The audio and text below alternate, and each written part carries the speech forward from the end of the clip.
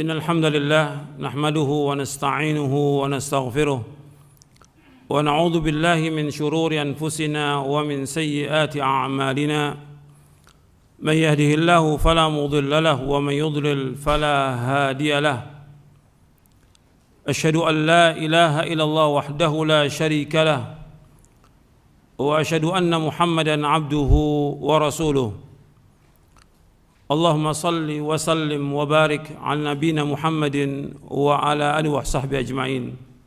Ayolah ikhwah, a'azakumullah, kepada jamaah yang hadir yang mudah-mudahan dirahmati oleh Allah Ta'ala, dan kepada kaum muslimin yang mudah-mudahan dirahmati oleh Allah Ta'ala.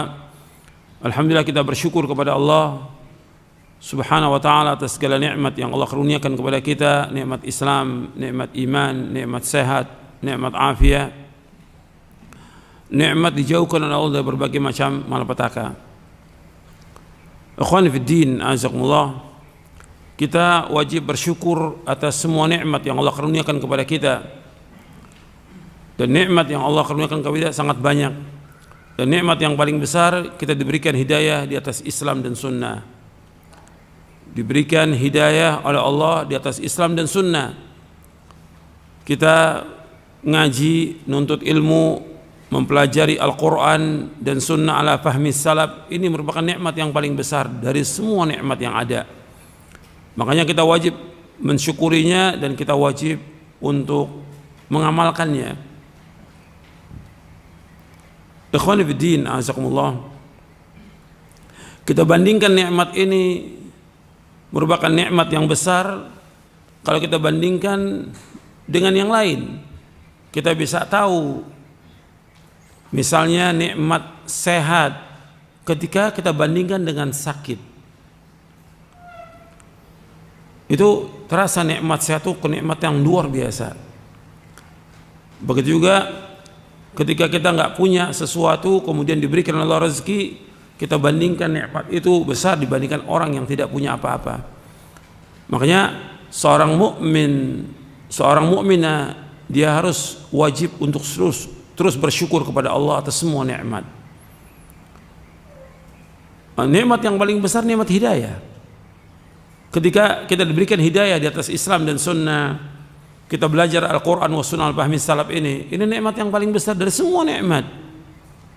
Ketika kita bandingkan dengan orang-orang yang tidak dapat hidayah, tidak dapat petunjuk, atau mereka mengikuti aliran-aliran yang sesat, pemahaman-pemahaman yang sesat, golongan-golongan yang sesat, seperti yang disebutkan baik dalam Al-Quran maupun dalam sunnah Nabi SAW yang sahih.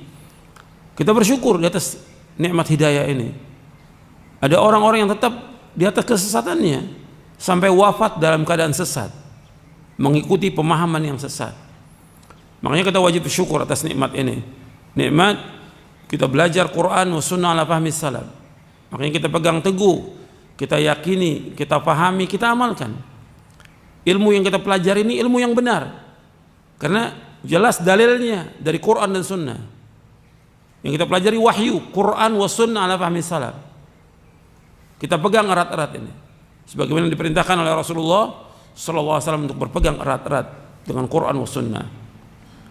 Kemudian kita pahami dengan pemahaman yang benar, pemahaman salafus saleh. Kemudian kita meyakininya, kemudian kita mengamalkannya. Kemudian kita berusaha untuk mendakwakan kepada keluarga kita. Makanya ini harus terus kita belajar, nggak boleh berhenti. Membaca nggak boleh berhenti, baca Al-Quran dan sunnah terus nggak boleh berhenti kita. Dan terus mohon kepada Allah hidayah agar kita tetapkan di atas hidayah. Karena yang sesat sudah banyak, yang menyimpang sudah banyak. Ini penting untuk kita pahami yang berkaitan dengan masalah ini. Ketika muncul pemahaman-pemahaman yang sesat atau tokoh-tokoh ahlul bid'ah yang berbicara yang telah menyimpang dari Quran Sunnah, maka kita berlindung pada Allah, jangan kita ini seperti mereka. Mereka udah sesat. Kita bersyukur diberikan hidayah. Tinggal kita berusaha bagaimana bertambah hidayah di atas Islam dan sunnah ini. Jangan keluar dari hidayah.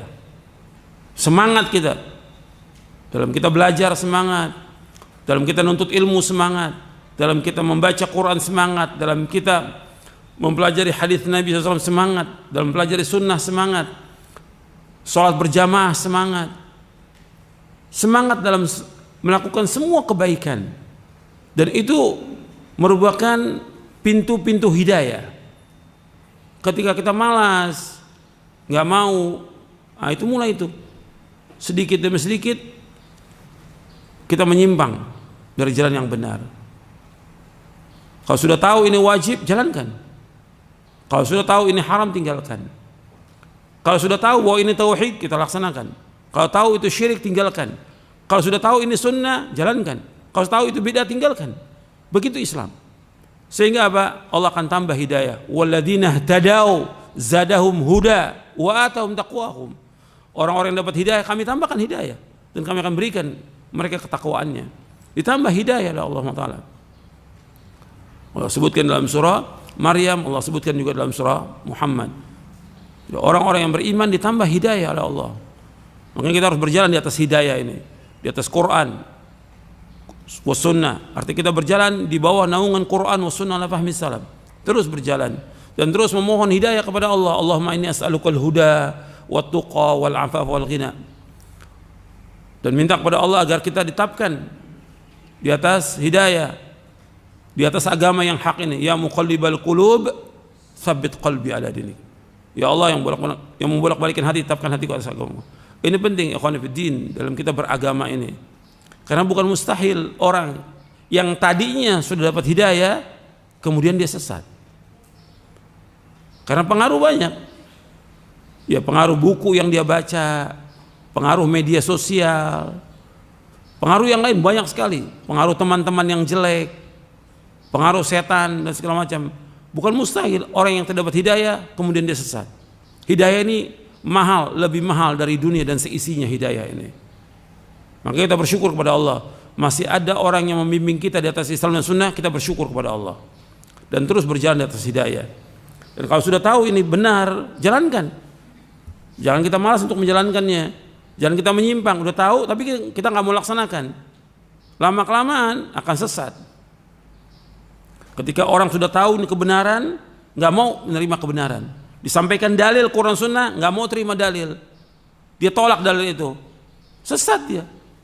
Ketika dia sudah mulai menyimpang, Allah simpangkan hatinya. Falamma zaghu azaghallahu qulubahum. Tatkala dia sudah menyimpang dari kebenaran, Allah simpangkan hatinya, Allah biarkan dia sesat. Jadi hati-hati itu. Ini masalah hidayah, masalah mahal. Kita harus berjalan di atas hidayah, di atas Quran wa sunnah ala fahmi salaf. Dan ini nikmat yang besar yang wajib kita syukuri.